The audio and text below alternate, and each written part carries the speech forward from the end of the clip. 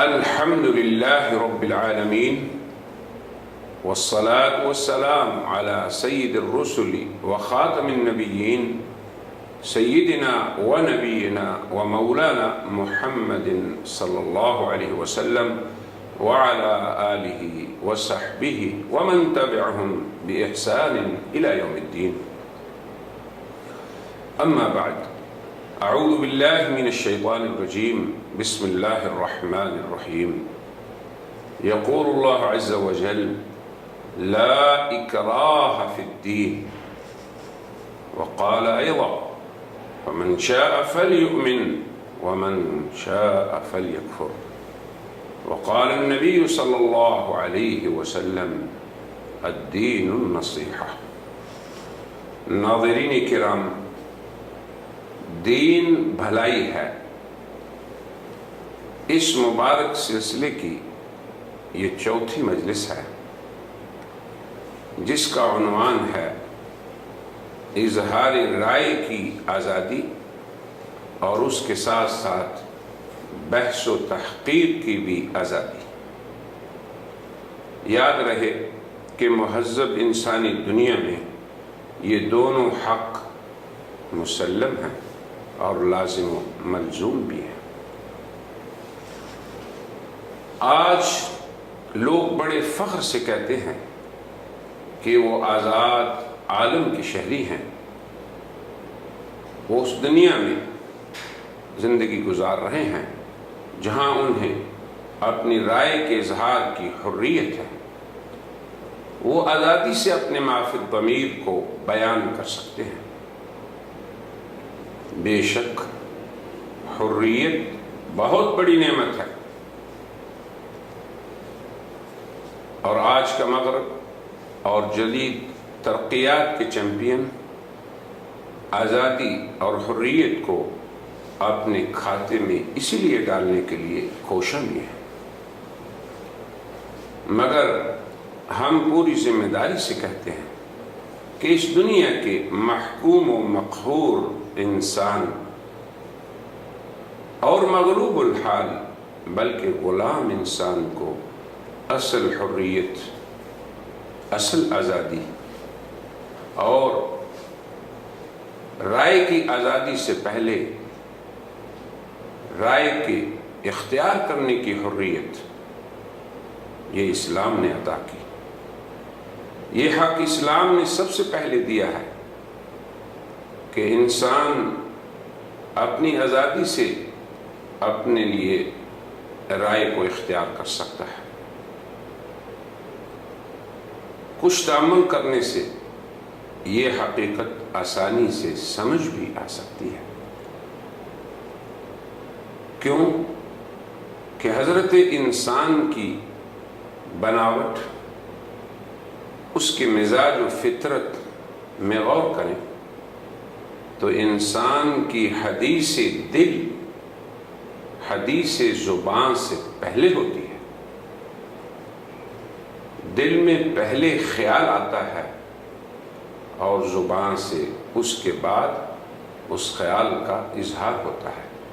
اسی لیے ایک عرب شاعر کہتا ہے: ان الکلام لفی الفؤاد وانما جعل اللسان علی الفؤاد دلیلا،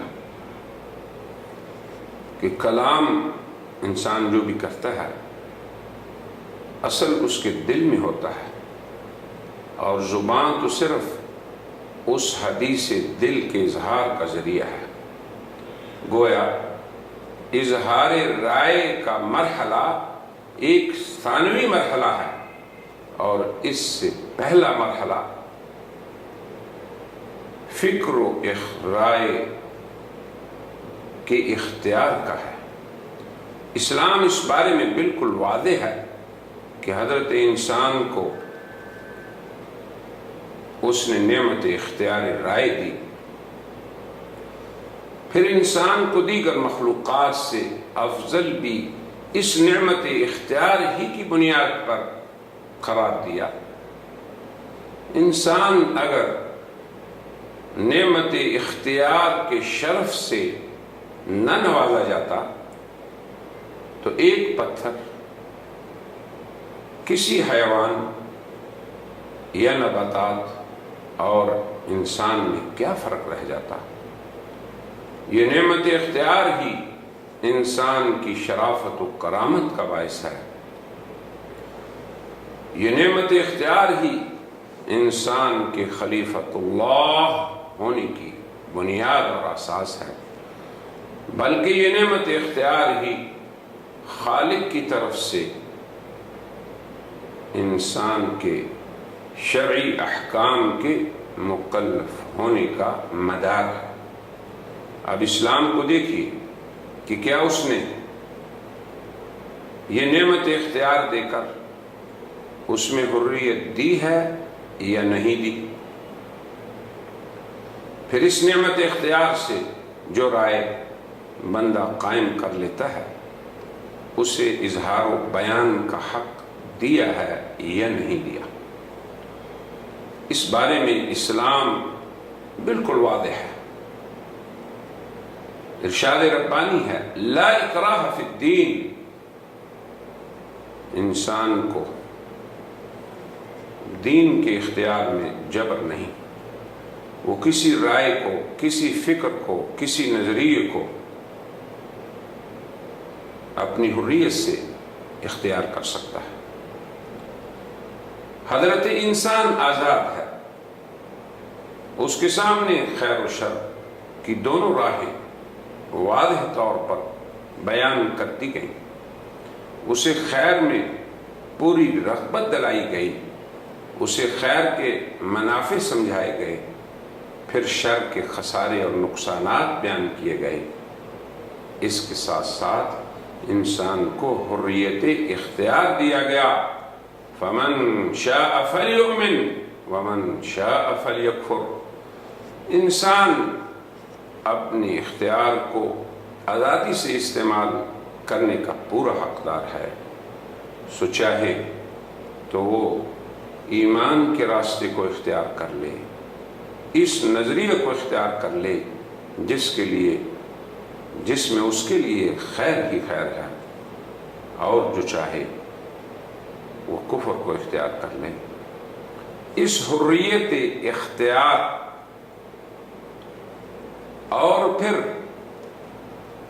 اظہار کا ہرگز یہ مطلب نہیں کہ اسلام نے انسان کو شر یا کفر کے اختیار کرنے کی رغبت دی ہے. رغبت تو صرف خیر، بھلائی اور ایمان کی راہ کو اختیار کرنے ہی کے لیے دی. اسی لیے تو ارشاد فرمایا وَإِن تَشْكُرُوا يَرْضَهُ لَكُمْ وَلَا يَرْضَى لِعِبَادِهِ الْكُفْرَ. اے انسانوں، اگر اللہ کی دی ہوئی اس حریت سے تم ایمان کے راستے کو اختیار کرو گے تو تمہارا رب تم پہ راضی ہوگا، اور اگر تم کفر اور شر کی راہ کو اختیار کرو گے تو وہ اس سے خوش نہیں ہوگا. حق تعالی شانہ کی رضا، اس کی خوشی تو صرف اسی میں ہے کہ بندہ شکر کو اختیار کر لے. مگر اسے یہ ضرور حریت دے دی گئی کہ وہ دوسری لائن پہ بھی چل سکتا ہے. اسے یہ قوت بھی دی گئی. ہاں، اگر خیر و شکر کی راہ پر گامزن رہے گا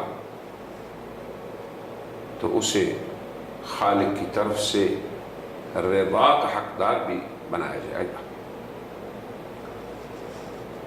اتنی بڑی وضاحت کے بعد ہم کھل کر یہ کہتے ہیں کہ حضرت انسان کو رائے کے اختیار اور رائے کے اظہار کے بارے میں جو حق خالق انسان نے دیا، جو حق دین اسلام نے دیا، کسی دیگر سوسائٹی اور معاشرے میں اور انسانی گروہ میں اس کا تصور تک نہیں. اس لیے کہ اگر انسان کو حق کے حریت اور اختیار رائے میں آزادی کا حق نہ ہوتا تو پھر انسان کے حسن اختیار پر، اس کے خیر کو اختیار کر لینے پر اسے جزا کا حقدار کیوں کہا جاتا؟ اور پھر اسے شر کو اختیار کرنے پر سزا کا حقدار کیوں ٹھہرایا جاتا؟ ناظرین کرام، حق اور حریت بڑے ہی خوبصورت الفاظ ہیں، اس کے ساتھ ساتھ یہ بڑے پرمغز کلمات بھی ہیں۔ حضرت انسان کو جو دیگر مخلوقات کے درمیان رہتا ہے، خصوصاً اپنی نوع یعنی بنی بشر کے درمیان رہتا ہے، تو اسے لفظ حق کا جو واسع ایک مفہوم ہے اسے بھی سمجھنا چاہیے کہ حق سے مراد صرف یہی نہیں کہ اس کا انسانوں پہ کیا حق ہے، پھر وہ اپنے حق کے حصول اور وصول کرنے میں اندھا دھند کوشاں رہے، بلکہ لفظ حق کو سمجھنے کا معنی یہ ہے کہ وہ دیگر کے حق کو بھی جو اس پہ ہے پہچانے اور اسے ادا کرنے کی سعی کرے، کیونکہ حق جو اس کا ہے اس کے ساتھ ساتھ دوسرے کا بھی اس پہ حق ہے۔ اس لیے ہم یہ کہتے ہیں کہ اپنے حق کے اعتراف کے ساتھ ساتھ دوسروں کے حق کا اعتراف کرنا یہی حق کا اصل مفہوم ہے، جسے شریعت میں واجب کہا جاتا ہے۔ جس طرح حق کا کلمہ اپنے دونوں پہلوؤں یعنی اس کے دیگر پر حقوق اور دیگر کے اس پہ حقوق،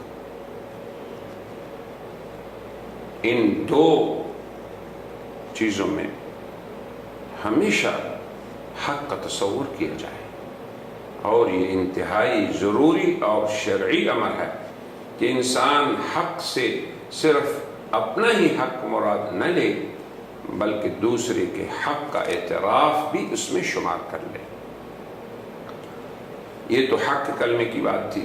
اسی طرح حریت کا کلمہ، لفظ آزادی، بڑا ہی پرشکوہ اور ایک خوبصورت کلمہ ہے، مگر حریت کے ساتھ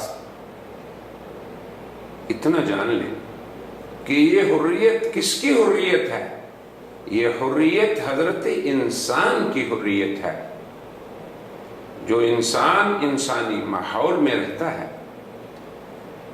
جس کے ساتھ اللہ تعالیٰ کی لاکھوں اور کروڑوں دیگر مخلوقات بھی رہتی ہیں، اس لیے اس کی حریت انسانی حریت ہونی چاہیے، حیوانی نہیں۔ انسان صرف اس دنیا میں اکیلا ہی نہیں کہ حریت سے مراد یہ لے لے کہ وہ جو کچھ مرضی کرے، وہ دیگر انسانوں کے وسط میں رہتا ہے۔ اس کی حریت انسانی حریت ہونی چاہیے، وہ اشرف المخلوقات ہے، اس لیے اسے مقام شرافت کا لحاظ رکھنا اور اس کی پاسداری کرنا انتہائی ضروری ہے۔ وہ حر ہے، وہ آزاد ہے، مگر انسان آزاد ہے، حیوان آزاد نہیں۔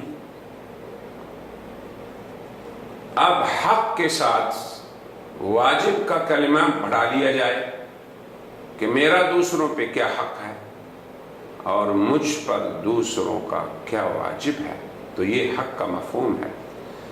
اسی طرح لفظ حریت کے ساتھ لفظ انسان لگنے سے کہ میری حریت اور ہر انسان کی حریت انسانی حریت سے عبارت ہے، تو جب ہم حق کے ساتھ دوسروں کے حق کو اور حریت کے ساتھ انسانی حریت کو جوڑ لیں گے تو پھر حضرت انسان حقوق و واجبات کو پہچاننے والا ہوگا. پھر حضرت انسان مادر پدر آزاد نہیں ہوگا، بلکہ وہ انسان احسن تقویم، لقد خلقنا الانسان فی احسن تقویم کا مصداق ہوگا، اور یہی انسان اشرف المخلوقات ہوگا. اسلام نے حق اور حریت کے بارے میں ہمیں یہ تعلیم دی ہے، اور اس میں سراسر حضرت انسان ہی کا نفع اور اسی کا فائدہ ہے. حقوق و واجبات کو جاننے والا انسان تو واقعی احسن تقویم کا مصداق ہے، اور وہی اشرف المخلوقات ہے.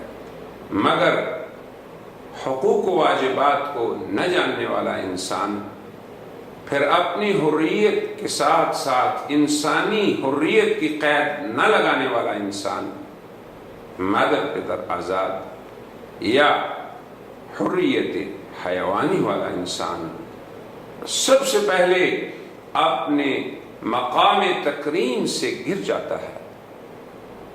وہ اعلیٰ علیین سے اسفل سافلین کی طرف چلا جاتا ہے. وہ ترقی کرنے والا نہیں، گرنے والا انسان ہوتا ہے. یہی اسلام نے ہمیں درس دیا ہے. انسانی تاریخ میں حق تعالی شانہ نے حضرت انسان کو جو اس کی خلقت سے پہلے ہی بتا دیا دیگر مخلوقات کو، خصوصاً فرشتوں کو، کہ ہم زمین میں اپنا خلیفہ بنانا چاہتے ہیں، اور حضرت انسان کو زمین پر خلافت اور زمین پر رہنے کا حق عطا کیا. تو وہ حقوق و واجبات کے ساتھ عطا کیا. اس کو انسانی حریت کے زیور سے آراستہ فرما کر یہاں بھیجا. یہی ہے وہ حسین و جمیل حق اور حریت کا وہ تصور جس کا تعارف ہمیں دین اسلام نے کرایا ہے، اور یہی آج کی اس مجلس کا ہمارا موضوع ہے. اب انسان کا کام یہ ہے کہ جب اسے حق اور حریت جیسے دو خوبصورت زیور مل گئے تو وہ اس قیمتی جوہر کی حفاظت بھی کرے. حقوق و واجبات اور حریت انسانی کی اس دنیا میں جس طرح ہر انسان کے لیے حقوق ہیں تو اس پر بھی کچھ حقوق ہیں، اسی طرح انسانی حریت کے بھی کچھ تقاضے ہیں، جن میں اولین حریت اختیار رائے ہے. اولین حریت اختیار رائے ہے. آج لوگ تو حریت اظہار کا ہی صرف نام لیتے ہیں، مگر اسلام اس سے پہلے کی بات کرتا ہے، اور وہ ہے حریت اختیار رائے.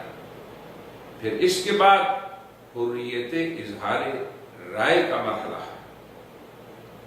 ہمارا موضوع چونکہ حریت اظہار رائے کا بیان ہے، تو ہم اس کی تفصیل کچھ اس طرح کریں گے کہ اظہار رائے میں یعنی انسان اپنی رائے کا اظہار کیسے کرے. تو وہ انسان ہے، اس لیے اس میں بھی کچھ آداب ہیں جو خالق نے اپنی اس اشرف المخلوق حضرت انسان کو سکھایا. جب کوئی حق کے حریت کے مفہوم سے واقف انسان اظہار رائے کا حق استعمال کرتا ہے تو اس بارے اسلام کی کیا تعلیمات ہیں؟ یقیناً وہ فطری تعلیمات ہیں کہ انسان کا خالق اور ان تعلیمات کو جاری فرمانے والی ایک ہی ذات ہے، اور وہ تعلیم یہ ہے کہ اس کی حدیث دل یعنی اس کے ما فی الضمیر کی بات اور اس کی زبان پہ آنے والی رائے دونوں موافق ہوں. اس بات کو غور سے سمجھیے کہ اسلام یہ چاہتا ہے کہ جو کچھ انسان کے اندر ہے وہی اس کے باہر ہو. جس رائے کو اس نے اختیار کیا اپنے قلب سے، اسی کا اظہار وہ اپنے قالب سے کرے. یہی دیانتداری ہے کہ کوئی انسان اپنے ما فی الضمیر کو جب زبان پہ لائے تو وہ یعنی زبان اور قلب دونوں موافق ہوں، اس میں کذب نہ ہو، یعنی بیان میں کذب نہ ہو. لہذا اظہار رائے کا پہلا ادب یہ ہے کہ انسان اپنی رائے کو سچ مچ بیان کر دے، اس میں نفاق اور کذب سے احتراز کرے. اس لیے کہ انسان ایک متمدن مخلوق ہے جو اس عالم میں یا اپنے ماحول میں یا اپنے معاشرہ میں یا سوسائٹی میں اکیلا ہی نہیں رہ رہا، وہ اپنے جیسے دیگر بنی نوع بشر کے درمیان رہتا ہے. اس کے قول و بیان کے خیر اور شر سے بھی وہ اکیلا ہی مستفید نہیں ہوگا یا اکیلا ہی متضرر نہیں ہوگا، کیونکہ اس کے قول کے خیر و شر کا اثر دیگر لوگوں پر بھی پڑے گا اور وہ لوگ بھی اس سے متاثر ہوں گے. اگر اس کے ضمیر میں خیر ہے، اس کے قلب میں نور ہے، ایمان ہے، اس کے باطن میں محبت ہے، اخلاص ہے، تو ان کے اظہار میں دیانتداری کو اختیار کرنے اور صدق اور صفائی کو اختیار کرنے کی تعلیم یہ اسلام نے اس اظہار رائے کا پہلا ادب بتایا ہے، تاکہ دیگر لوگ اس سے مستفید ہوں، اس کی خیر سے فائدہ اٹھائیں. اور پھر اگر اس کے ضمیر میں اس کے برعکس بات ہے، اس کے دل میں کفر ہے، شر ہے، عداوت ہے، عناد ہے، تو دیانتداری اور سچائی کے ساتھ اسے ان کا اظہار بھی کر دینا چاہیے تاکہ دیگر انسان آسانی سے اس کے شر سے اور اس کے مضر اثرات سے بچ سکیں. ناظرین کرام، ما فی الضمیر کا اظہار کرنا اس کا اولین اور اہم ترین ادب دیانتداری ہے، جسے نہ صرف اسلام بلکہ دنیا کا ہر عقل مند انسان پسند کرتا ہے. انسان کو چاہیے کہ اپنے اندر کے بارے میں جب کسی کو خبر دے تو وہ سچی خبر دے. یاد رکھیں کہ خبر دینے والا اگر سچا ہے اور وہ اپنے ایمان کی خبر دے رہا ہے تو وہ مومن صادق ہے. اگر ایک آدمی اپنے اندر کی خبر دے رہا ہے کہ اس کے اندر عناد ہے، اس کے ضمیر میں شر ہے، نفرت ہے، عناد ہے یا کفر ہے، اور وہ کھل کے بتا دیتا ہے، تو اس کا فائدہ کم از کم یہ ہوگا کہ اسے اپنے بیان میں ہم منافق یا جھوٹا نہیں کہہ سکتے، بلکہ بیان میں تو وہ سچا ہے، چاہے وہ شریر ہے، چاہے وہ معاند ہے، چاہے وہ کافر ہے. اس لیے اس ادب کی پاسداری کہ ما فی الضمیر کو دیانتداری سے بیان کیا جائے. ایسے شخص کو جو اپنے اندر کو سچائی سے بیان کرتا ہے اسے بددیانت نہیں کہا جا سکتا. پھر اس کے اندر اگر شر ہے تو وہ لوگوں پہ مخفی نہیں رہے گا، لوگ بھی سہولت سے اس سے محفوظ رہ سکیں گے. یاد رکھیں کہ اگر حدیث دل کو بیان کرنے میں نفاق ہو یا کذب ہو، یا دل کی بات اس کی زبان پر نہ ہو، زبان پر دل کے خلاف ہو، وہ ضمیر کے اندر کے شر کو زبان کی شطارت سے مستور رکھنا چاہتا ہے، اور وہ اپنی زبان سے دل کے خلاف اظہار کر رہا ہے، تو ایسا شخص اگر شریر ہے تو شر کے ساتھ ساتھ ایک دیگر جرم بھی اس کے ساتھ چسپاں ہو جاتا ہے، اور وہ نفاق اور کذب کا جرم ہے۔ آپ کو پتہ ہے کہ اسلام میں ایسے لوگوں کو جو دل میں کفر کو چھپائے ہوئے تھے اور ظاہر اسلام کرتے تھے، منافق کہا گیا۔ پھر اس پر ان کی سزا جو قرآن میں بیان کی گئی وہ کیا ہے؟ ان المنافقین فی الدرک الاسفل من النار، کہ جہنم کا سب سے نچلا درجہ ان کی منزل ہے، کیونکہ جس قدر وہ شر سے وزنی ہو گیا، ثقیل ہو گیا ایسا انسان، اسی قدر وہ نیچے چلا جاتا رہا اور چلا جائے گا۔ بہرحال اظہار رائے میں دیانتداری کی پاسداری کا فائدہ بیان کرنے والوں کو بھی ہوگا، اور یہ اس کا واجب بھی ہے، اور اس کا دیگر انسانوں کو بھی فائدہ ہوگا کہ وہ اس کے خیر سے مستفید ہو سکیں گے اور اس کے شر سے آسانی سے محفوظ رہ سکیں گے۔ اگر اس ادب کی پاسداری نہ کی جائے تو اس کے مضر اثرات اس پر بھی پڑیں گے اور دیگر انسانوں پر بھی۔ اظہار رائے کے ادب کی پاسداری نہ کرنا اور اس میں کذب بیانی ما فی الضمیر کے خلاف زبان پہ لانا، اولاً بیان کرنے والے کا خود کذب ہے، یہ صدق نہیں۔ ثانیاً اسے تو بخوبی اپنے کذب کا علم ہے، تو وہ خود بھی نادم ہوگا، اندر سے اس کو ضرور ندامت ہوگی۔ اگر وہ زندہ ضمیر رکھتا ہے، اس کے اندر احساس و شعور ہے، تو اس کو ندامت بھی ہوگی۔ ثالثاً دوسروں کے لیے اس کے مخفی شر سے محفوظ رہنا مشکل بھی ہو جاتا ہے۔ انہی وجوہ کی بنا پر شرعی طور پر اور معاشرتی طور پر اپنی رائے کے خلاف زبان پر لانا اور اس میں کذب و نفاق اللہ کے ہاں ہماری شریعت میں بہت بڑا جرم ہے۔ اب اگر انسان اپنی رائے کو نقل کرنا چاہتا ہے تو اس کے بھی کچھ آداب و شروط ہیں، کیونکہ یہ انسان ہے، حضرت انسان ہے۔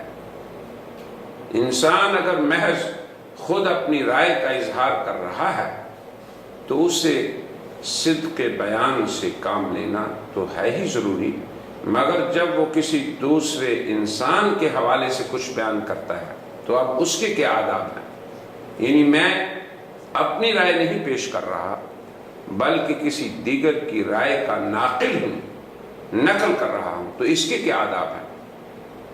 تو اس بارے میں حق اور انصاف یہی ہے کہ جس کے نام پہ انسان کہہ رہا ہے اور جس کی بات کو یا رائے کو وہ نقل کر رہا ہے، اس میں بھی وہ دیانتداری کا پابند ہو، وہ دیگر کی رائے نقل کرنے میں بھی مادر پدر آزاد نہیں کہ کسی دوسرے کے نام پہ آپ جو چاہے کہہ دیں اور دوسرے کی طرف جو چاہے منسوب کر دیں۔ ناظرین کرام، کسی دیگر رائے کو نقل کرنے کے آداب ہیں۔ پہلا یہ کہ جس کے نام پر انسان کہہ رہا ہے اس کی رائے کو یا اس کی فکر اور نظریے کو وہ درست طور پر سمجھا ہو، یہ اس کا واجب ہے کہ وہ پہلے کسی کی رائے کو صحیح طور پر سمجھ لے، اور دوسرا ادب یہ ہے کہ اس رائے کو دیانتداری سے اس کی طرف منسوب کرے۔ تیسری بات یہ ہے کہ کسی کے نام پہ بیان کرنے والا اس امر کا بھی خیال رکھے کہ جس قدر عظیم کی وہ بات کر رہا ہے اور جس قدر انسانوں کی تعداد اس کی بات کو سنے گی، ہر دو جانب سے اسی قدر اس کی عظیم ذمہ داری بھی ہوگی۔ اگر کوئی بیان کرنے والا اللہ کے نام پہ بات کرتا ہے، وہ آسمانی ہدایت کی نسبت سے بات کرتا ہے، وہ اللہ کے رسول کے نام پہ بات کرتا ہے، وہ ان کی شریعت اور ان کے دین کے نام پہ کوئی رائے پیش کرتا ہے، تو اس کی شروط بھی اتنی ہی کڑی ہوں گی جن کی اسے پاسداری کرنا ہوگی۔ اب اس صورتحال میں رائے پیش کرنے والے کا یہ فرض ہے کہ وہ رائے کو ان کے اصلی مراجع سے اخذ کرے۔ اللہ کی بات اگر کہنی ہے تو اللہ کے کلام سے اسے نقل کرے، رسول اللہ کی بات کہنی ہے تو اسے ان کی حدیث پاک سے نقل کرے، تو کسی دیگر کی رائے کو اس کے اصل مرجع سے نقل کرنا یہ پہلا حق ہے۔ ثانیاً، وہ خود اسے درست طور پر سمجھتا ہو کہ قائل کے اس قول کا مقصد کیا ہے، مطلب کیا ہے، اس کی مراد کیا ہے۔ ثالثاً، کسی دیگر کی بات کو وہ من و عن نقل کرے، درست طور پہ نقل کرے، کیونکہ ایسی رائے کے اظہار کا ضرر، اس کا دائرہ بہت وسیع ہو سکتا ہے، جس کی تفصیل کچھ یوں ہے کہ سب سے پہلے اگر ایک ناقل کسی کی بات کو نقل کر رہا ہے تو اس کا ضرر اسے خود پہنچے گا کہ وہ کس عظیم ہستی کی بات کو نقل کر رہا ہے، اور اگر اس میں غلطی کتنا بڑا اس کے لیے نقصان دہ امر ہوگا۔ اللہ کے نام پہ اگر بات کو نقل کرے، رسول اللہ کے نام پہ بات کو نقل کرے اور نقل اس کی درست نہ ہو تو اس کا ضرر کتنا عظیم ہوگا۔ کتاب و سنت میں مستقل طور پہ اس عنوان کا بھی بیان ہے۔ دوسری بات یہ ہے کہ جن انسانوں میں وہ اللہ اور رسول کی بات کو یا کسی عظیم کی بات کو نقل کر رہا ہے، تو اگر وہ اسے سچ سمجھ لیں اور اس پہ اعتماد کر لیں مگر وہ بات ایسی نہ ہو تو پھر کتنا ضرر ان انسانوں کو پہنچے گا۔ تیسری بات یہ ہے کہ دیگر انسانوں کی رائے بھی اس کے اس بیان کی وجہ سے بگڑ جائے گی، فساد ہوگا اس میں، ان کے معتقدات بدل جائیں گے، ان کا اعتقاد بگڑ جائے گا۔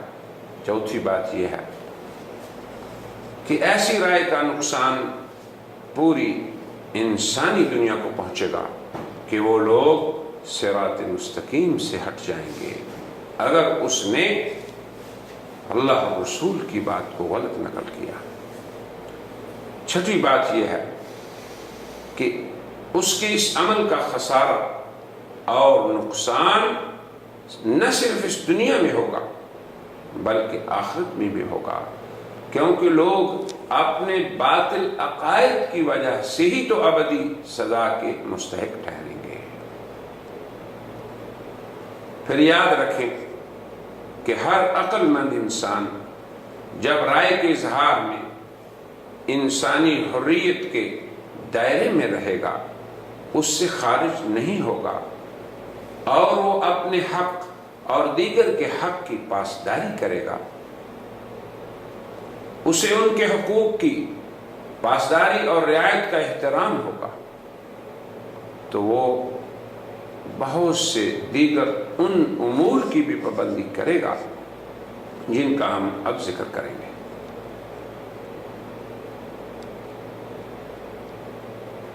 تاکہ وہ رائے کے اظہار کے بعد خود بھی مستفید ہو اور دیگر انسان بھی اس رائے کی خیر سے مستفید ہوں۔ انسان اظہار رائے کے حق کو غلط استعمال کر کے خود بھی ضرر رسا ہوگا، خود بھی ضرر میں ہوگا اور دیگر کے لیے بھی ضرر رسانی کا باعث بنے گا۔ ناظرین کرام، ایک اہم حقیقت جس کا ادراک کرنا بہت ہی اہم ہے وہ یہ ہے کہ حضرت انسان وہ متمدن مخلوق ہے جس کی خیر سے وہ خود اور دیگر بنی نوع انسان، اور جس کے شر سے وہ خود اور دیگر بنی نوع انسان متاثر ہوئے بغیر نہیں رہ سکتے۔ حق تعالی شانہ نے انسان کو ایسے ہی بنایا ہے اور یہی فطرت ہے انسان کی، لہذا انسان کے ہر عمل میں اس کی ذاتی اور دیگر بے پناہ انسانوں کی مصلحتوں کو رکھا گیا ہے جن کی رعایت ضروری ہے۔ اور ہمارا موضوع آج کا رائے کا اظہار بھی ہے اور حضرت انسان کے اہم ترین اس بارے میں جو فرائض ہیں ان کا بیان بھی ہے۔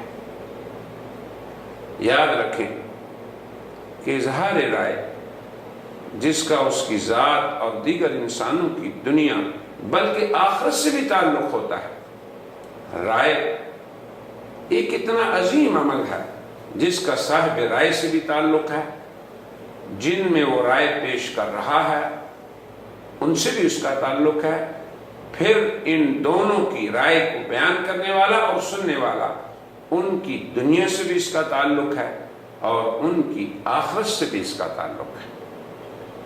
یہ وہ اہم ترین انسانی عمل ہے کہ انسان کو اس میں انسانی حق اور انسانی حریت کو اور اس کی پاسداری کرنے کو بہت ہی پابند ہونا چاہیے کہ وہ اپنی اور دیگر بنی نوع انسانوں کی دنیا، اپنی اور دیگر بنی نوع انسانوں کی آخرت اور ابدی زندگی کو ہمیشہ مد نظر رکھے اور مد نظر رکھتے ہوئے ہی اظہار رائے کے حق کو استعمال کرے یا کسی دیگر کی رائے کو ان میں نقل کرے۔ ناظرین کرام، جن امور کو ہمیشہ مد نظر رکھنا چاہیے کسی بھی رائے کے اظہار کرنے والے کو، وہ امور یہ ہیں کہ رائے کا اظہار کرنے والا اس کے پیش نظر رہے کہ میں انسانوں کی بھلائی چاہتا ہوں، اس دنیا میں رہنے والے انسان وہ مسلمان ہیں تب بھی ان کی بھلائی میرے پیش نظر رہے، اور اگر دیگر انسان ہیں تو تب بھی ان کی بھلائی میرے پیش نظر رہے، وہ کسی انسان کے لیے باعث شر نہ بنے۔ یہ پہلی بات ہے جو پیش نظر رہنا چاہیے۔ دوسری بات یہ ہے کہ وہ عمومی انسانی سوسائٹی میں اجتماعی طور پر بھی اور انفرادی طور پر انسانوں کے مفادات کا تحفظ کرے اور اپنی رائے کا اس طرح اظہار کرے کہ کسی کی حق تلفی نہ ہو، اور اس کی رائے کے اظہار سے انسانوں کے مابین الفت و محبت تو پیدا ہو مگر عداوت و نفرت کا سبب نہ بنے، لوگ حق کو پہچانے، ان پہ حق و باطل خلط نہ ہو جائے۔ تیسری بات یہ ہے کہ اظہار رائے میں عام جو اس دنیا کا انسانی نظام ہے اس کا بھی تحفظ رہے، کیونکہ انسانی معاشروں میں فتنہ و فساد کا موجب بننے والا نہیں بلکہ صلاح اور خیر کا موجب بننے والا ہے۔ یہی اسلام کی تعلیم ہے۔ اسلام نے انسان کو رائے کے اظہار کی جو آزادی دی ہے وہ انسانیت کے دائرے میں رہ کر ہونی چاہیے تاکہ اس کی رائے سے انسانوں کو فائدہ پہنچے، انسانوں کے اخلاق سدھریں، ان کے عقائد سدھریں، ان کے اعمال سدھریں، ان کی مصلحتوں اور مفادات کا تحفظ ہو، ان کے نظام میں اصلاح پیدا ہو، بگاڑ پیدا نہ ہو، ورنہ رائے کے اظہار میں مادر پدر آزادی نہ صرف خود اس کی ذات کے لیے بلکہ دیگر بنی نوع انسانوں کے لیے بھی خسارے اور مضرت کا باعث ہوگی۔ یہ طریقہ کار اظہار رائے میں اللہ تعالیٰ کی ناراضی کا بھی سبب ہوگا۔ اب ایک دوسرا حق جو اظہار رائے کے ساتھ ساتھ اسی کے ساتھ لازم و ملزوم ہے، وہ تحقیق اور بحث کا حق ہے کہ بحث و تحقیق کی آزادی بھی انسان کو حاصل ہے۔ جس طرح ہر رائے دہندہ انسان انسانی دائرے میں رہ کر اپنی رائے کا اظہار صدق و امانت سے کرے، یہ اس کا حق ہے۔ پھر دیگر انسانوں کی اگر کوئی رائے نقل کرے تو اس کے آداب کی بھی پاسداری کرے۔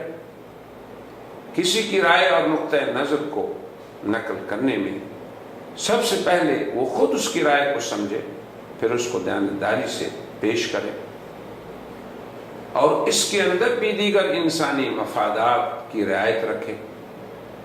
اب رائے دہندہ کو ان جملہ امور کی رعایت کے ساتھ ساتھ اس حق کا بھی اعتراف کرنا ضروری ہے کہ اس کی رائے میں بحث کرنے کا حق، نقد کرنے کا حق، اس کی رائے کو سمجھنے کا حق، اس کی رائے میں تحقیق کرنے کا مکمل حق دیگر انسانوں کو حاصل ہے۔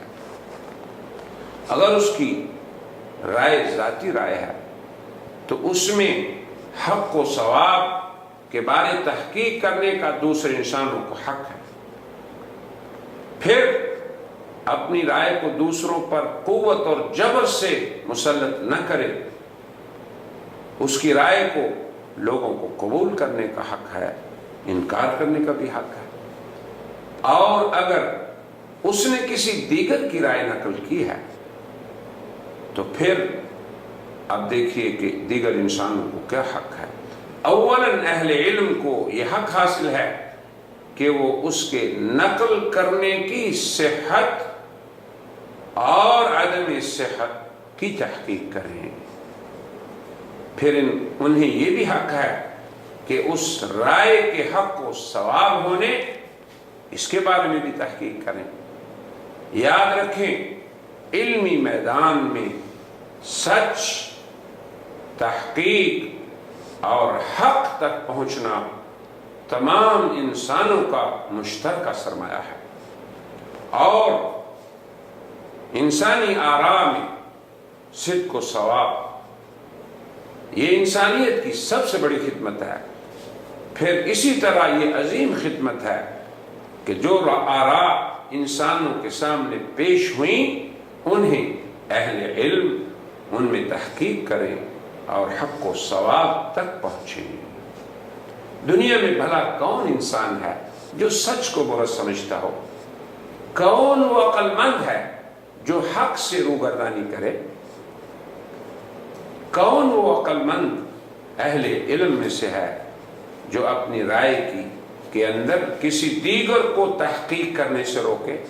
پھر جب رائے بھی شارع کی طرف منسوب ہو، رائے بھی شریعت کے بارے میں ہو، رائے بھی رب اور رسول کے نام پہ ہو، تو اس کی بحث و تحقیق کا حق جملہ اہل علم کو ہے، اور وہ بہت ہی اہم حق ہے۔ وہ اس لیے اہم ہے، یہ بھی یاد رکھیں کہ دین کے نام پہ کوئی رائے پیش کرنا اور اس کی تحقیق کا حق اس لیے انتہائی اہم ہے کہ یہ سب سے پہلے اہل علم کا شرعی واجب ہے کہ وہ اللہ رسول کے نام پہ کہی ہوئی بات کی تحقیق کریں۔ ثانیاً یہ رائے کے اظہار کرنے والے کی بھی خدمت ہے۔ ثالثاً یہ رائے کا مطالعہ کرنے والے، اس کو سننے والوں کی بھی خدمت ہے۔ رابعاً یہ جملہ انسانیت کی خدمت ہے، کیونکہ حق اور حقیقت کو جاننا یہ سب انسانوں کا حق ہے، اور پھر ان پر یہ بات واضح ہو جائے یہ ان کی خدمت ہے۔ خامساً حق کو جاننے کے بعد ہی لوگ اس پہ آسانی سے قناعت سے عمل بھی کر سکیں گے اور خوش ہوں گے اس بات پہ۔ سادساً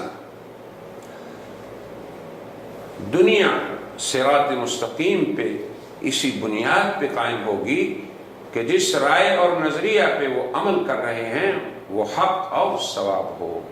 سابعاً اس دنیا کے بعد انسانوں کی آخرت میں ان کی ابدی اور ہمیشہ ہمیشہ کی کامیابی بھی اسی بات میں مضمر ہے کہ جس رائے پہ وہ قائم تھے وہ حق اور صواب تھی، جن معتقدات پہ وہ اس دنیا میں زندگی گزار رہے تھے وہ اللہ اور رسول کی طرف سے سچے تھے اور حق تھے۔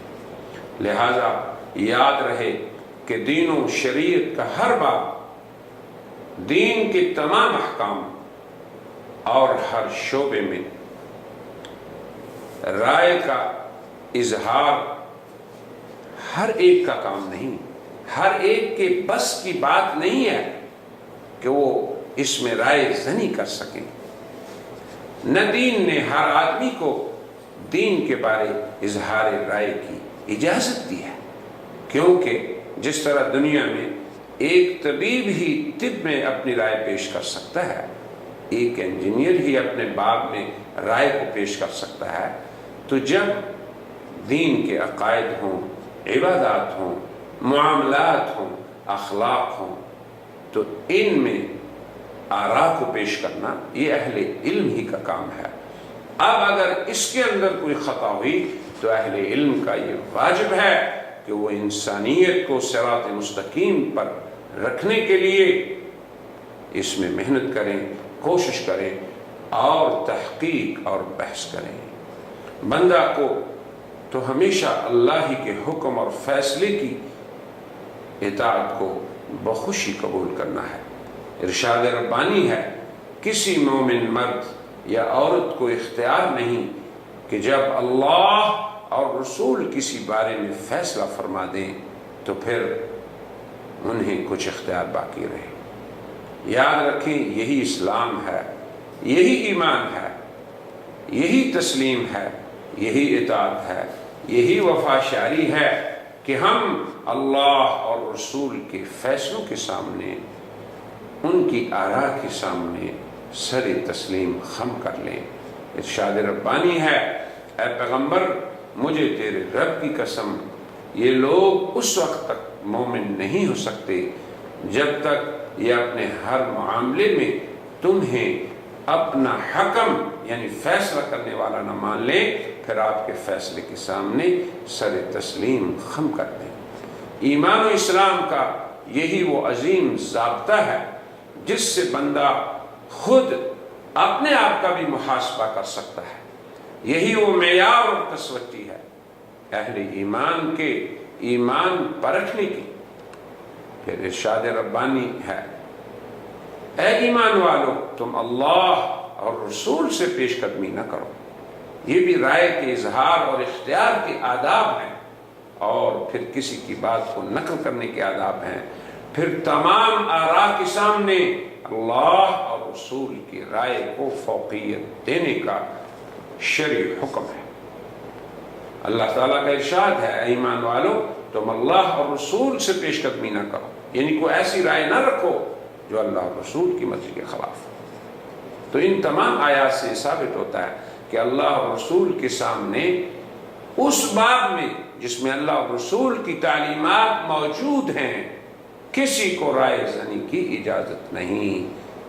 یہ کیوں نہیں؟ یہ کوئی غلامی نہیں، یہی حریت ہے، کیونکہ انسان اس بات کا محتاج نہیں کہ جہاں اللہ اس کے لیے کوئی رائے پیش کر دے، کوئی فیصلہ فرما دے، کوئی حکم دے، تو پھر وہ اپنی ناقص اور ادنا رائے کو اس پہ پیش کرے۔ اس میں بھی بندے کا فائدہ ہے۔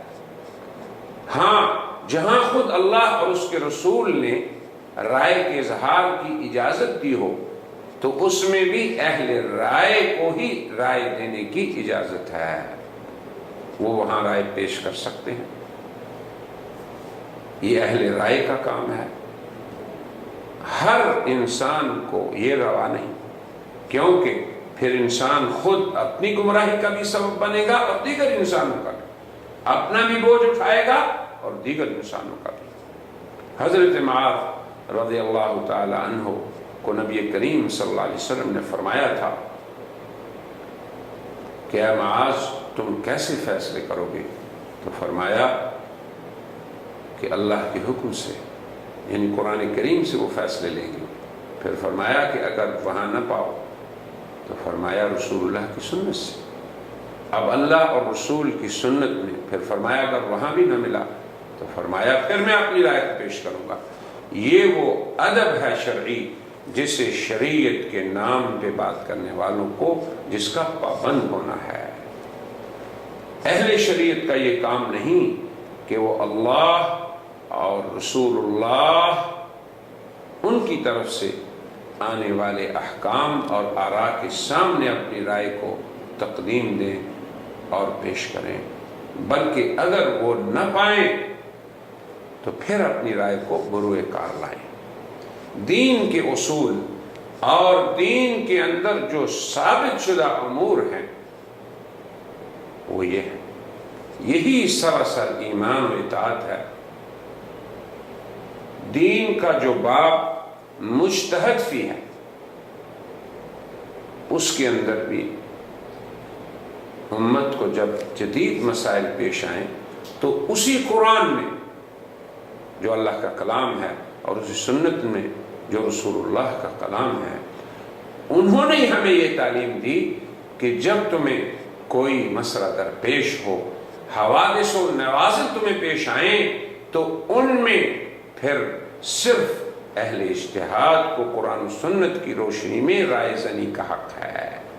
یہ بات بھی انتہائی تأمل اور غور سے سمجھنے کی ہے کہ یہ بھی یعنی اہل اجتہاد، اہل علم اگر کسی جدید پیش آمدہ مسئلے میں اپنی رائے کو پیش کرتے ہیں، اس میں کوشش کرتے ہیں اور پھر اپنی رائے کا اظہار کرتے ہیں تو یہ بھی اللہ اور اس کے رسول کا حکم ہے، مگر آداب یہ ہیں کہ پہلے اللہ کی بات کو لیا جائے، اس کے کلام سے لی جائے بات، پھر حدیث سے، پھر اہل اجتہاد۔ یہ نہیں ہے کہ ہر آدمی اس میں اپنی رائے کا اظہار کر سکتا ہے۔ پھر اس کا ادب یہ ہے کہ اس باب میں بھی جو ہماری اس امت کے خیر القرون کے حضرات گزر چکے، جو سلف صالحین گزر چکے، ان کو دیکھا جائے کہ وہ کس رائے میں ان کا اجماع ہو چکا ہے۔ اگر مسئلہ اصول کا ہو تو اس میں بھی رائے کا اظہار کی اجازت نہیں، اگر مسئلہ کوئی غیر اصولی فروع کا مسئلہ ہے یا حوادث و نوازل کا ہے تو اس میں بھی سلف صالحین کے اجماع کو دیکھا جائے۔ یہ بھی اس لیے کہ خلف اور بعد والوں کے لیے اسی میں خیر ہے۔ کسی فرد کو بعد میں آنے والے کو اپنی رائے کا کہ پیش کرنے کا حق اس وقت ہوگا کہ جب اوائل سلف جو ہیں ان کی طرف سے اجماع کسی عمل پر نہ ہوا ہو۔ تو یہ عمل کہ ہر آدمی اپنی رائے کو پیش کرنا شروع کر دے، یہ خلاف شرع عمل ہوگا جس کا خسارہ رائے کو پیش کرنے والے کو ہوگا اور جو سننے والے ہیں انہیں بھی ہوگا۔ وگرنہ اگر کوئی شخص اللہ اور رسول کے خلاف اپنی رائے کو دے دے یا قرآن و سنت کو اپنی مرضی سے استعمال کرے تو یہی عمل الحاد فی آیات اللہ، اللہ کی آیات کو الٹے معنوں میں استعمال کرنے کے زمرے میں آ جائے گا، جس کی سزا اور عقوبت بھی خود قرآن حکیم نے بڑی سخت بیان فرمائی ہے۔ یہ عمل صراط مستقیم پر چلنے کا نہیں بلکہ اس سے انحراف شمار ہوگا۔ لہذا قرآن و سنت کے اصولی مسائل میں کسی کو رائے زنی کا حق نہیں، اجماعی مسائل میں بھی رائے زنی کا حق نہیں، صرف مجتہد فی امور اور حوادث و نوازل میں اہل علم اور اہل اجتہاد کو رائے زنی کا حق ہوگا۔ اب رائے کو کون پیش کرے، صاحب رائے کون ہے، اس سلسلے میں بھی شریعت کی تعلیمات ہمارے سامنے ہیں۔ آج ہم جس موضوع کو بیان کر رہے ہیں یہ اس قدر اہم موضوع ہے کہ اگر امت رائے اور اہل رائے، صاحب رائے، دین میں رائے کے آداب کو سمجھ جائیں تو امت کے اندر انشاءاللہ بہت سے وہ فتنے جو دین کے نام سے اٹھتے ہیں ان کی خود ہی خود بے کنی ہو جائے گی۔ صاحب رائے کون ہوگا؟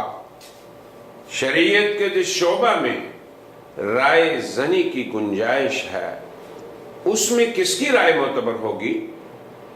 دنیا جانتی ہے کہ ہر فن میں، ہر میدان میں اس کے ماہرین کی رائے ہی معتبر ہوتی ہے۔ طب میں طب کے ماہرین، زراعت میں زراعت کے ماہرین، ہم اپنے علاج معالجے میں اس فن کے ماہر سے ہی رائے لیتے ہیں۔ کیا دین ہی ایسی لاوارث چیز ہے کہ اس میں ہر آدمی کو رائے زنی کا حق ہو؟ آج قادیانیت اور بعض بے دین حضرات عام لوگوں میں یہ خلط پیدا کرنے کی کوشش کرتے ہیں کہ دین چونکہ سب کا ہے، سبھی کو عمل کرنا ہے، اس لیے اس میں حاملین شریعت کا کیا اختصاص ہے۔ یاد رکھیں کہ دین اس پر عمل ایک حقیقت ہے کہ سبھی کو دین پہ عمل واجب ہے، مگر دین میں رائے زنی، دین کا بیان، یہ ایک دوسری حقیقت ہے۔ اسی لیے حق تعالی شانہ نے فرمایا فَاسْأَلُوا أَهْلَ الذِّكْرِ إِن كُنتُمْ لَا تَعْلَمُونَ، کہ علم نہ رکھنے والوں کا فرض یہ ہے کہ وہ اہل علم سے پوچھیں۔ غیر اہل علم کو نہ صرف رائے زنی کا حق نہیں بلکہ اس سے منع فرمایا گیا ہے۔ اس عمل کی شدید مذمت بھی قرآن حکیم نے بیان فرمائی ہے۔ ارشاد باری تعالی ہے وَلَا تَخْفُ مَا لَيْسَ لَكَ بِهِ عِلْم، جس بارے علم نہ ہو رائے زنی نہ کرو۔ نیز فرمایا تم اپنی لا علمی سے ہی اپنی زبان سے نہ کہا کرو کہ یہ حلال ہے اور یہ حرام ہے، کہ اللہ پر جھوٹ باندھو، یقیناً اللہ پر جھوٹ باندھنے والے کامیاب نہ ہوں گے۔ الغرض، شریعت کے نام پر، اللہ اور اس کے رسول کے نام پر رائے زنی، یہ حق اہل علم کے پاس ہے۔ پھر وہ علم بھی ایسا ہو جو بندہ مومن کو شرعی رائے زنی کے اہل بنا دے۔ اگر علم صحیح نہ ہو یا صاحب علم اس درجے کا نہ ہو کہ اسے اجتہاد و رائے کی صلاحیت اس میں ہو، تو اس صورت میں شرعی رائے زنی کا حق اسے حاصل نہ ہوگا، بلکہ پھر بھی اگر وہ رائے زنی کرے تو اس عمل کی حرمت اور اس کا باعث وعید ہونا اسلام میں معروف ہے۔ اسی لیے برادران اہل اسلام کو دین کے بارے میں ہر کس و ناقص کی رائے کو اہمیت نہیں دینی چاہیے۔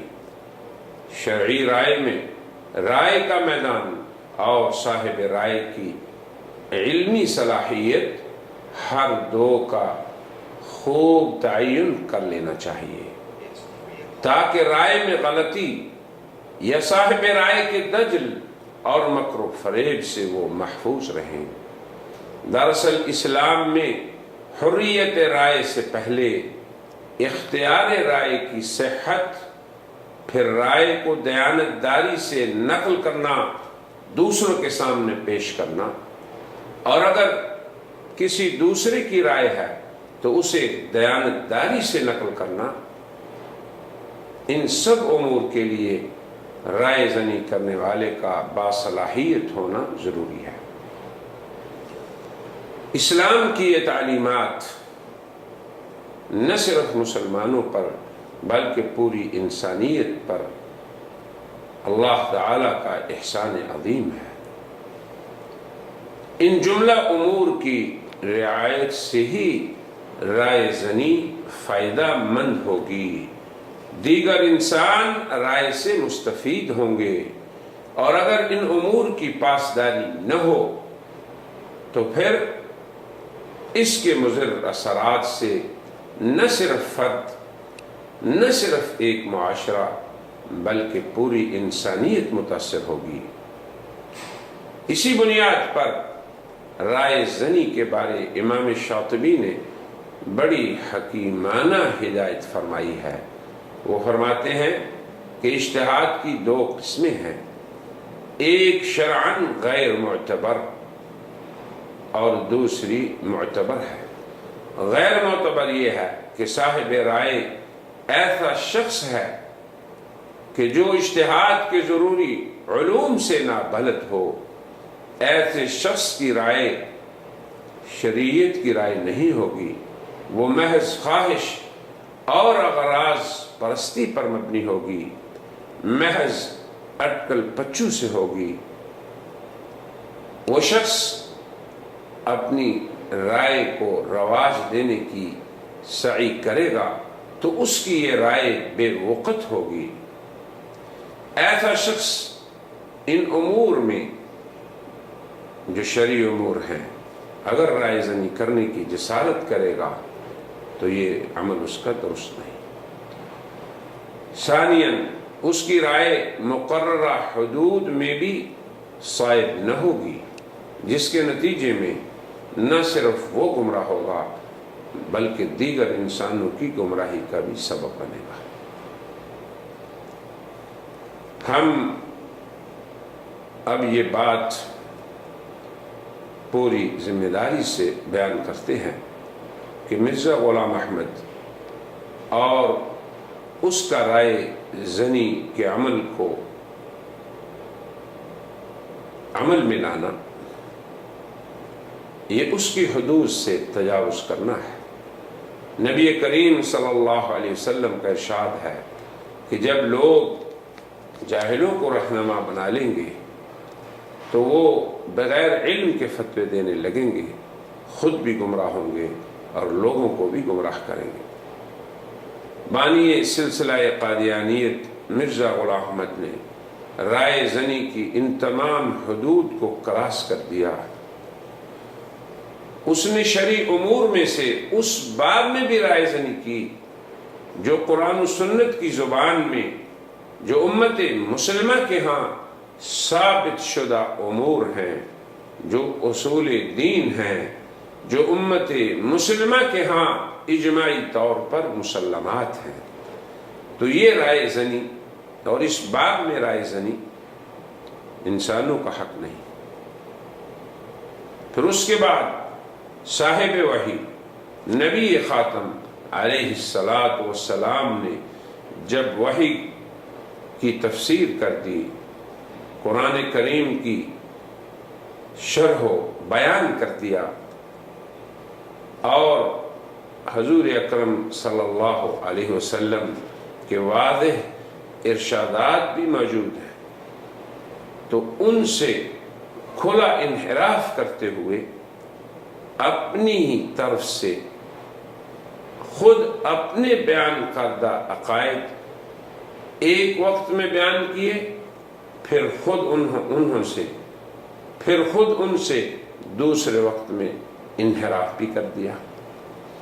مرزا غلام احمد کا یہ عمل بذات خود شرعی حدود سے تجاوز ہے، مگر اس عمل کے مضر اثرات اور اس کی خطرناکی اور زیادہ بڑھ جاتی ہے جب اس نے اور اس کی جماعت نے مسلسل طور پر امت مسلمہ کے اجماعی عقائد پر، ان مسلمات پر جو اسلام کے اولین عہد سے آج تک امت کا اجماعی عقیدہ رہے، ان پر اشکالات وارد کیے۔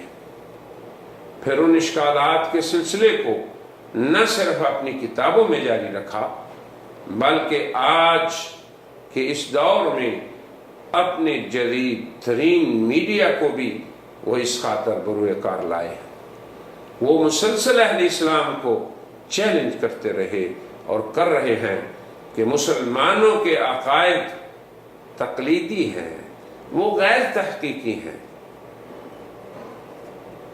کتنی عجیب بات ہے کہ امت مسلمہ عہد رسول صلی اللہ علیہ وسلم سے آج تک تقلیدی عقائد پہ، یعنی اگر تقلیدی سے مراد یہ ہو کہ یہ سلف صالحین سے آ رہے ہیں تو یہ رائے قابل تعریف ہے، مگر ان کے ہاں تقلیدی سے مراد یہ ہے کہ یہ کوئی امور تحقیق سے ثابت نہیں، قرآن و سنت ان کی تائید میں نہیں۔ ایسی صورتحال میں مسلمان اہل علم کی ذمہ داری ہے، یہ ان کا شرعی واجب ہے کہ وہ مرزا غلام احمد اور قادیانیت کے اس خطرناک اقدام کی روک تھام کریں، وہ اسلامی عقائد حقہ کا تحفظ کریں اور مرزا غلام احمد اور اس کی جماعت کی ان آراء کا علمی طور پر محاسبہ کریں جو اجماع امت کے خلاف ہیں، تاکہ اسلام کا خوبصورت چہرہ انسانیت کے سامنے رہے جو صدیوں سے اس عالم کو منور کر رہا ہے، اس کے عقائد حقہ کا تحفظ ہو سکے، امت کے اندر کوئی اس کے مسلمات میں تشکیک پیدا کرنے کی جسارت نہ کرے، پھر عمومی انسانیت بھی مرزا غلام احمد اور قادیانیت کی رائے زنی کے مضر اثرات سے محفوظ رہے۔ یاد رہے کہ رائے کو پیش کرنا اگر ایک فریق کا حق ہے تو رائے کی تحقیق یہ بھی دوسرے فریق کا حق ہے۔ آج بعد مغرب زدہ طبقہ اس کی عجیب حالت ہے کہ وہ مرزا غلام احمد اور قادیانیت کو تو اپنے غلط اور مخالف کتاب و سنت، مخالف اجماع عقائد کو اور اس کی تجدیدات کو جو وہ تحقیق و تجدید کے نام سے پیش کر رہے ہیں، بلکہ ان کا یہ عمل تحریف کا عمل ہے،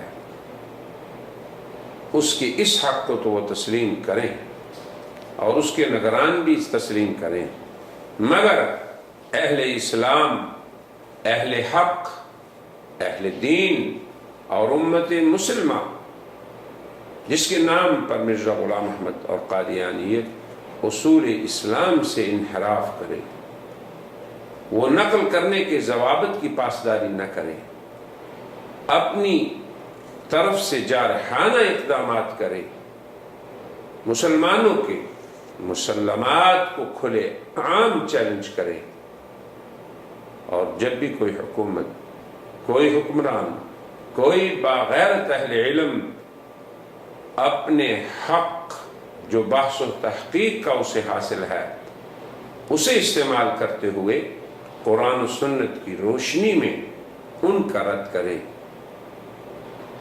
اور وہ قادیانی امت کے لیے بھی خیر خواہی اور بھلائی کی سعی کرے، تو اس پر قادیانیت اور مغرب زدہ طبقہ واویلا شروع کر دے۔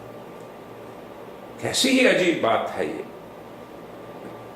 مرزا غلام احمد کی تحریرات و مؤلفات اور قادیانیت کے بیان، پھر ان کا امت مسلمہ کے عقائد کی تضحیق، حاملین شریعت علماء اسلام اور امت مسلمہ کے ساتھ ان کا استہزاء اور توہین آمیز رویہ اور ان کی فکری دہشت گردی میں نہ وہ قرآن و سنت کے مقام کی پاسداری کرے، نہ مسلمان امت کے عظماء کی عظمت کا خیال رکھے، نہ ان کے مقدسات کے تقدس کا خیال کیا جائے، وہ اپنی اس جارحانہ پالیسی میں عقائد اسلامیہ کی تقلید کرتی رہے، ان کا ابطال کرتی رہے، وہ اہل اسلام کی تکفیر کا ارتکاب کرے، تو یہ ان کا حق حریت رائے ہے۔ اور اگر مسلمان اللہ کے کلام، اپنے نبی کی سنت اور قرآن و سنت اور تاریخی تسلسل سے ثابت شدہ اپنے عقائد اور امت کے مسلمات اپنے علمی ورثہ جو امت کی شناخت ہے اس کا تحفظ کرے، وہ اس خالص شرعی واجب کو علمی اور تحقیقی طور پر ادا کرے جو بین الاقوامی مسلم حق ہے، تو قادیانیت اہل اسلام کے اس حق کو تسلیم کرنے سے روگردانی کرے، بلکہ بعد حقوق کے چیمپئن اسے تو جارحیت سے تعبیر کرنے لگیں مگر اصل جارحیت کو چھپائیں۔ یاد رہے کہ دنیا میں ہر معروف شخص، ادارے، امت، حتیٰ کہ بین الاقوامی تجارتی کمپنیوں کی اپنی شناخت ہے، ان کے ٹریڈ مارکس ہیں، یعنی وہ علامات و نشانات ہیں جو ان کی شناخت کی علامت ہیں۔ انہیں اگر کوئی دیگر ادارہ یا کوئی شخص استعمال میں لائے یا ان کی شناخت و علامات میں سوء تصرف کرے تو اسے تو بین الاقوامی جرم تصور کیا جائے۔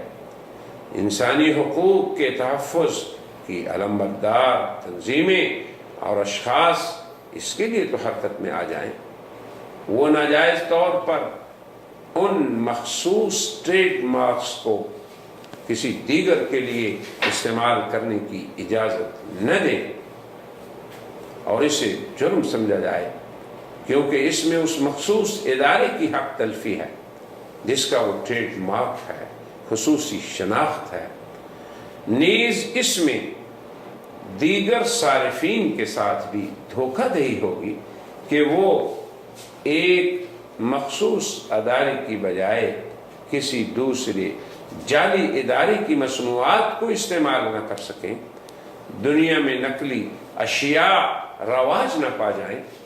مگر قادیانیت جب اسلام کے نام پر مخالف اسلام عقائد کو بیان کرے، وہ امت مسلمہ اور مسلمانوں کے نام سے غیر اسلامی عقائد کو ترویج دے، تو ان کا یہ عمل جو قرآن و سنت، اسلام اور امت مسلمہ کی حق تلفی ہے، پھر انسانیت کے ساتھ یہ دھوکہ دہی ہے۔ عدل اور انصاف کا تقاضا یہ ہے کہ انسانی حقوق کی بین الاقوامی تنظیموں کو بھی قادیانیت کے اس عمل کو اہل حق اور اہل حقوق کی حق تلفی قرار دینا چاہیے۔ ان کا فرض ہے کہ وہ حقوق اہل حقوق کو دیں۔ اسلام اور اس کے نام پر بات کرنا اہل اسلام کا حق ہے، کسی دیگر کا نہیں، کیونکہ اسلام ہی صرف اسلام ہے، امت مسلمہ ہی امت مسلمہ ہے۔ جب ایک دیانت اسلام سے الگ ہو، ایک ملت امت مسلمہ سے الگ ہو، اس کی نسبت نبی خاتم کی بجائے مرزا غلام احمد کی طرف ہو، تو پھر کس قدر حق تلفی ہوگی اس امت کی جو نبی خاتم کی امت ہے۔ یاد رہے کہ صرف اسلامی عقائد ہی اسلامی عقائد ہیں، صرف امت محمدیہ کی امت محمدیہ ہے۔ قادیانی عقائد نہ اسلامی عقائد ہیں، نہ قادیانی ملت امت محمدیہ ہے، کیونکہ نبی کی نسبت سے امت تشکیل پاتی ہے۔ نبی کے عقائد امت کے لیے اصول اور مسلمات ہوتے ہیں، نبی کی لائی ہوئی تعلیمات امت کے لیے شریعت قرار پاتی ہے۔ جب قادیانیت میں جناب نبی کریم حضرت محمد رسول اللہ صلی اللہ علیہ وسلم جو رحمت للعالمین ہیں، جو نبی خاتم ہیں، ان کی بجائے مرزا غلام احمد کو نبی مان لیا، تو اب وہ اسی کی امت گردانی جائے گی، امت محمدیہ ہرگز نہیں کہلائی جائے گی۔ چاہے وہ حضرت محمد رسول اللہ کے ماننے کا اعلان بھی کرے، جیسے محمد رسول اللہ کی نبوت پر ایمان لانے کے بعد مسلمان جو امت محمدیہ ہے وہ حضرت موسیٰ اور حضرت عیسیٰ علیہ السلام کا بھی نام لیتے ہیں، وہ ان کی بھی تقدیس و تعظیم کرتے ہیں، انہیں بھی اللہ کا نبی مانتے ہیں، مگر امت منسوب ہوگی اس آخری نبی کی طرف جس کو اس نے نبی مانا۔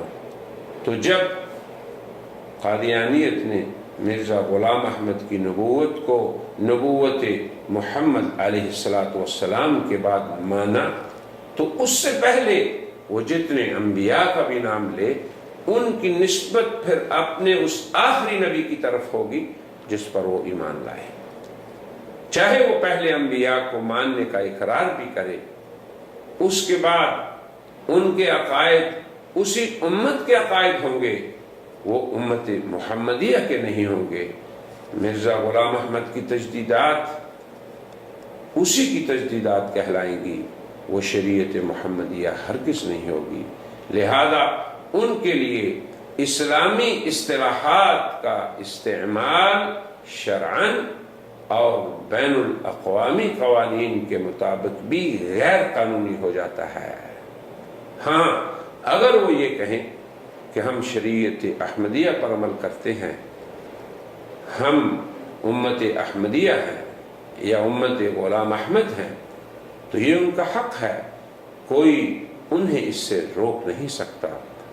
لہذا انسانی حقوق کی تنظیموں کو امت محمدیہ کے اس غصب شدہ حق کا تحفظ کرنا چاہیے جسے قادیانی امت نے ناجائز طور پر غصب کر رکھا ہے، کہ وہ اپنے لیے اسلامی اصطلاحات استعمال کریں۔ حقوق کی تنظیموں کو قادیانیت کو اپنے اس اقدام سے روکنا چاہیے۔ صرف یہی کام تو حکومت پاکستان نے کیا تھا، جو ایک شرعی اقدام ہے، جو ایک قانونی اقدام ہے، مگر قادیانیت نے اس کو کس طرح ناجائز استعمال کیا اور اس کی تعبیر کیسے کی۔ بہرحال یہ قادیانیت کی زیادتی ہے یا دیگر تنظیموں کی سستی کی بات ہے، جہاں تک مرزا غلام احمد کے اپنی آراء کے اظہار میں اظہار رائے کی حدود کی شرعی اور اجتماعی زیادتی کی بات ہے، تو مرزا غلام احمد نے نام تو شریعت محمدیہ کا لیا، مگر اصول شریعت میں، مسلمات اسلامیہ میں، امت مسلمہ کے مجمع علیہ امور میں بھی اپنی رائے کو دخل انداز کیا۔ مثلا ایک طرف تو انہوں نے حضرت عیسیٰ کے رفع و نزول اور خاتم النبیین صلی اللہ علیہ وسلم کے بارے اہل اسلام والے عقائد کا لوگوں کے سامنے اعتراف کیا، مگر ان کی تالیفات اور آج کا قادیانی میڈیا رفع عیسیٰ علیہ السلام، نزول عیسیٰ علیہ السلام اور آن حضرت صلی اللہ علیہ وسلم کے خاتم النبیین ہونے کے اسلامی مفہوم کا منکر ہے، اور وہ مسلسل اس کی تردید کرتے ہیں۔ پھر بات تو لوگوں کے لیے اس طرح بھی آسان ہو جاتی ہے کہ قادیانیت نے خود اپنے آپ کو مسلمان امت سے علیحدہ قرار دیا۔ مرزا غلام احمد ہو یا ان کے صاحبزادے مرزا بشیر احمد یا بشیر الدین محمود، سبھی نے اس بات پر اجماع کیا کہ قادیانی وہ لوگ جو مرزا غلام احمد کی نبوت میں تردد کرتے ہیں، انہیں بھی اس نفاق سے برات کا اظہار کرنا ہوگا، کیونکہ منکر نبوت یا متردد نبوت کبھی بھی مومن نہیں ہو سکتا۔ تو جب مسلمان مرزا غلام احمد کی نبوت کی منکر ہے، متردد نہیں بلکہ یقینی طور پہ وہ اس کی منکر ہے، تو پھر مسلمان ایک الگ امت ہے اور قادیانی ایک الگ امت ہے۔ یاد رہے کہ ایک وقت میں مرزا غلام احمد خود خاتم النبیین صلی اللہ علیہ وسلم کے بعد مدعی نبوت کو کافر اور خارج از اسلام اور ملعون کہتے رہے، پھر خود ہی ادعائی نبوت کر بیٹھے۔ اس طرح انہوں نے حضرت عیسیٰ علیہ السلام کے بارے میں بھی اقرار کیا کہ وہ اللہ کے مقرر اور گزیدہ بندے تھے۔ پھر یہ بھی کہا کہ مجھے عیسیٰ ابن مریم ہونے کا دعویٰ نہیں، مگر بعد میں مسیح عیسیٰ ہونے کا دعویٰ کر دیا۔ پھر اس میں تدریج کے عمل کو جاری کرتے کرتے خود ہی مسیح ابن مریم بن گئے، پھر خود ہی مسیح موعود کے ساتھ مہدی منتظر بھی ہو گئے، حتیٰ کہ انہوں نے ذلی و بروزی نبوت کا دعویٰ کر کے خود کو محمد و احمد پھر مستقل نبی ہونے کا دعویٰ کر لیا۔ آخر یہ وہ آراء ہیں جو قادیانیت نے بیان کی، وہ آج بھی بیان کر رہی ہے۔ تو اگر انہوں نے رائے زنی کا حق استعمال کیا، اگرچہ وہ اس کی حدود میں نہیں تھا، مگر مسلم امت کو بھی یہ حق حاصل ہے کہ وہ ان کی ان تمام آراء کا علمی محاسبہ کرے۔ یاد رہے کہ نبوت، ختم نبوت، رفع عیسیٰ، نزول عیسیٰ، یہ تمام اسلامی اصطلاحات ہیں، اسلامی امور ہیں، ان کی اسلامی مفہوم و معانی ہیں۔ اب جب ان سب امور میں مرزا صاحب نے اور قادیانیت نے جی بھر کر رائے زنی کر لی، اپنی آراء کا اظہار کر لیا، تو اب اہل اسلام کے لیے بھی ان مسائل میں تحقیق کا حق ہے، بلکہ ان کا شرعی واجب ہے، بلکہ ان کا بین الاقوامی طور پر مسلم حق ہے۔ یہ اصطلاحات تو معروف ہیں، مگر ان کے علاوہ مرزا غلام احمد نے اسلام کے نام پر بہت سی ایسی اصطلاحات بھی ایجاد کی جن کا نام تک کسی اسلامی مرجع میں موجود نہیں، جیسے بروز محمد ہونا، ذلی طور پر محمد ہونا، مسیح مسیح ہونا، قادیانیت کا نام قرآن میں ہونا، غیر ذلی نبوت وغیرہ وغیرہ۔ تو یہ اصطلاحات ایسی ہیں کہ کسی بھی آسمانی مرجع میں اس کا بیان نہیں، کسی بھی اسلامی مرجع میں اس کا ذکر نہیں۔ مرزا غلام احمد اور قادیانیت نے اصول اور مسلمات میں رائے زنی کر کے لوگوں کو نئے عقائد مہیا کیے اور پھر ان کا نام تجدیدات رکھا، نئے اصول پر جدید امت کی تشکیل کر دی، نئی نبوت سے نئی امت پیدا کر دی۔ ان کے اس عمل سے ہی امت مسلمہ میں تفریق پیدا ہو گئی۔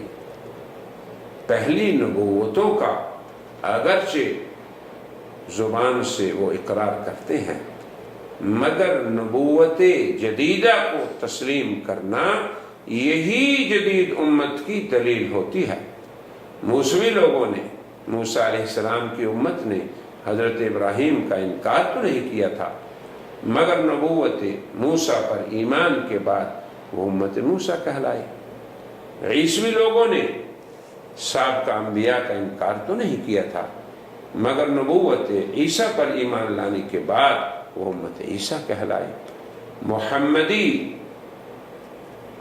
لوگ یعنی امت محمدیہ علی صاحب السلام و تحیہ نے بھی سابقہ انبیاء اور رسولوں کا انکار نہیں کیا، بلکہ ان پر ایمان اسی طرح واجب ہے جیسے نبی خاتم صلی اللہ علیہ وسلم پر، مگر نبوت محمدی صلی اللہ علیہ وسلم پر ایمان لانے کے بعد وہ امت محمدیہ کہلائے۔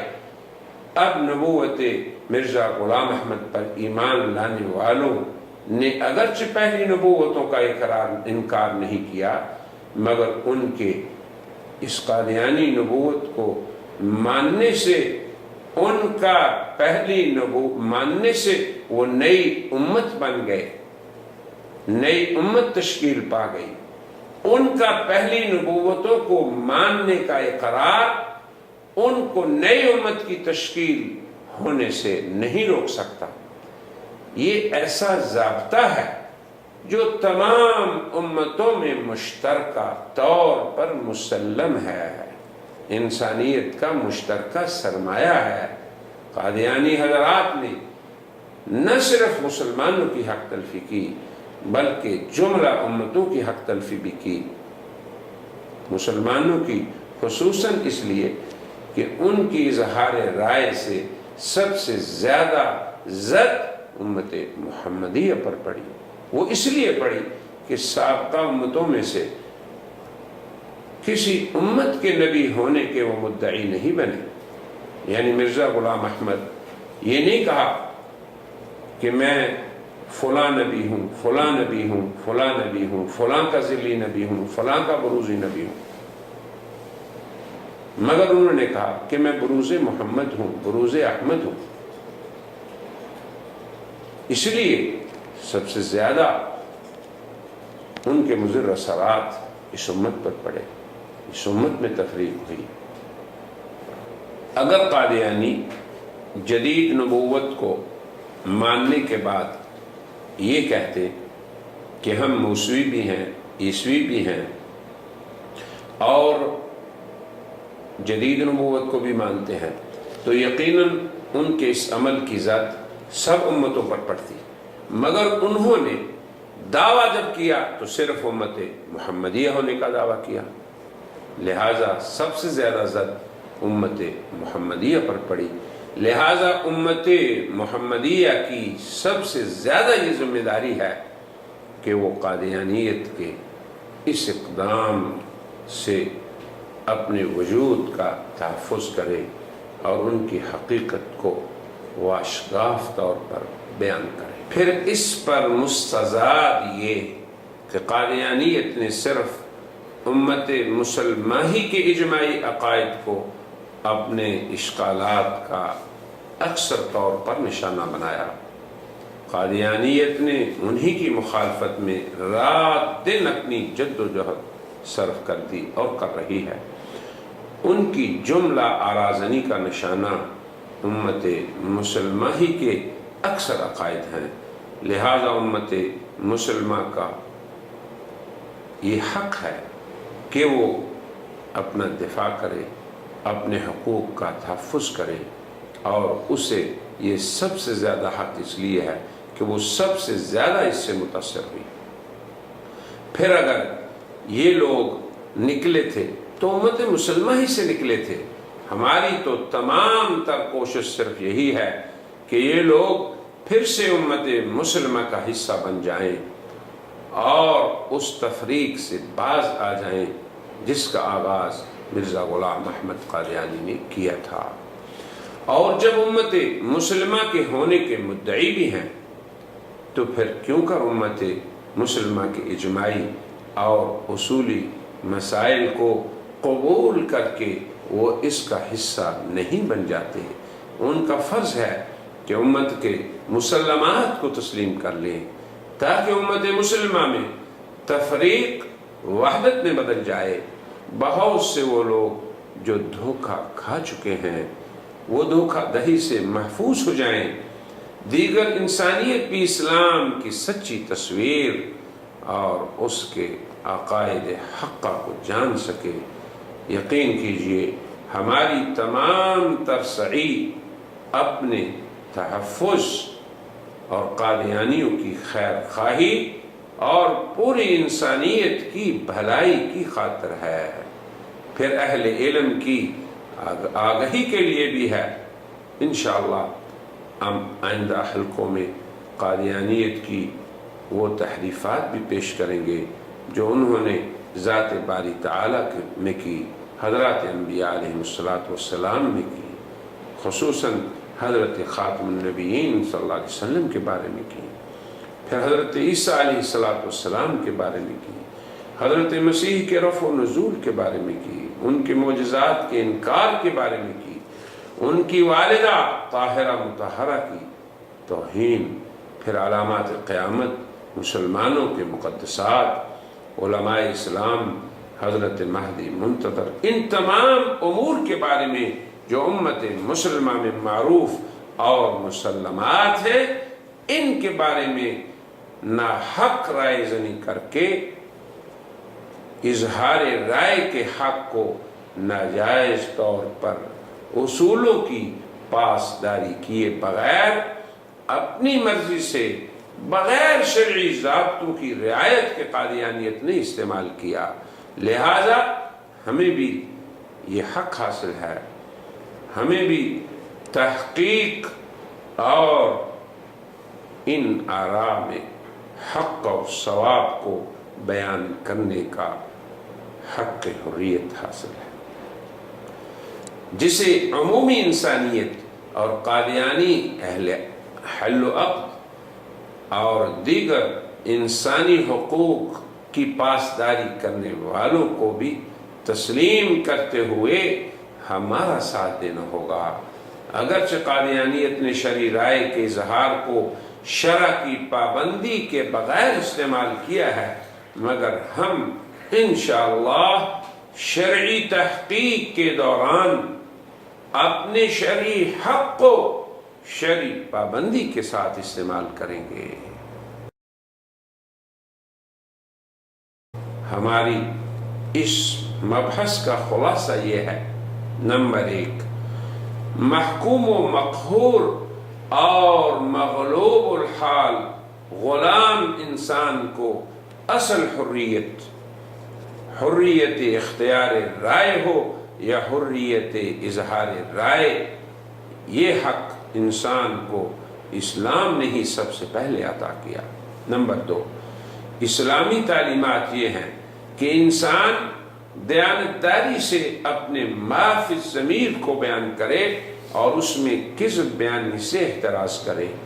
نمبر 3، اگر رائے کسی دوسرے انسان کی ہو اور انسان اسے نقل کر رہا ہے تو اس میں 2 شرطوں کی پاسداری ضروری ہے۔ نمبر 1، صحت فہم اور صحت نقل۔ نمبر 4، اگر کسی شرعی امر میں رائے زنی کا موقع ہو یا رائے پیش کی جائے تو پھر صاحب رائے جو رائے زنی کر رہا ہے اس کا علم اور اجتہاد کے شروط سے متصف ہونا ضروری ہے، ورنہ اس کی رائے قابل اعتبار نہ ہوگی۔ نمبر 5، صاحب علم اور صاحب رائے اور صاحب اجتہاد، اس کی رائے مسلمات میں، اصول دین میں، عقائد دین میں یہ اس کا فعل نہیں، نہ اس کی رائے کا اعتبار ہوگا۔ صرف مجتہد فی مسائل ایسے ہیں جن میں وہ اپنی رائے دے سکتا ہے، مجمع علیہ امور اور اصول میں نہیں۔ وآخر دعوانا ان الحمد للہ رب العالمین۔